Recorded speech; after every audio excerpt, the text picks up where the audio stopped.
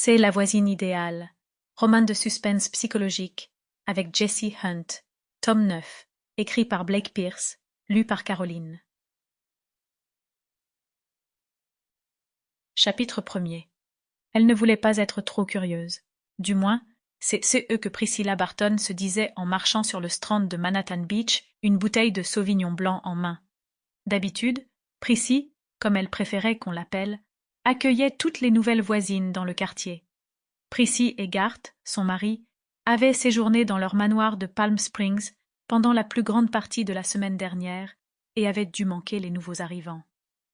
Depuis que les Barton étaient revenus en ville, Prissy avait parfois vu une silhouette bouger derrière les stores toujours tirés du manoir voisin, mais elle n'avait jamais vu personne entrer ou sortir. De toute façon, ces temps-ci, il était difficile de rester au courant de ce qui se passait. Dans cette ville cossue construite le long de la plage, une très grande proportion des voisins des Barton passaient l'essentiel de l'été à voyager. Donc, il était difficile de savoir qui était en vacances, et encore plus de savoir qui avait loué une maison ou proposé la sienne en location. Prissy savait que les propriétaires de la maison d'à côté étaient un agent de Hollywood et son épouse, qui gérait une sorte de fonds de bourse d'études pour les jeunes en difficulté.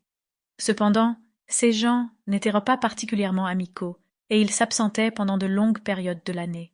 En fait, elle avait entendu une autre voisine dire qu'ils ne rentreraient pas avant le mois d'août. Comme cela faisait des semaines qu'elle ne les avait pas vus, la personne qu'elle avait vue devait être une locataire.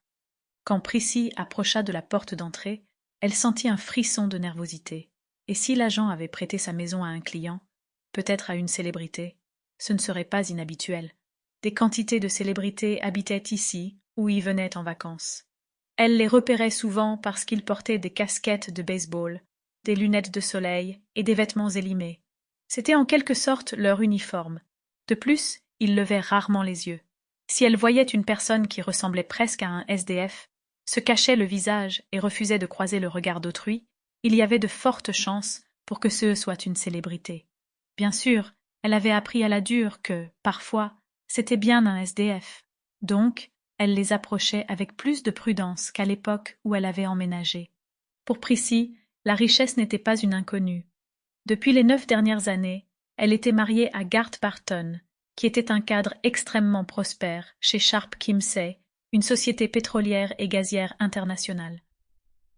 Jusqu'à l'année dernière, ils avaient habité dans le quartier historique de Hancock Park, pas loin de tous les gratte-ciel étincelants du centre de Los Angeles. Cependant, Prissy, qui avait grandi dans la pauvreté et la... Sample complete. Ready to continue?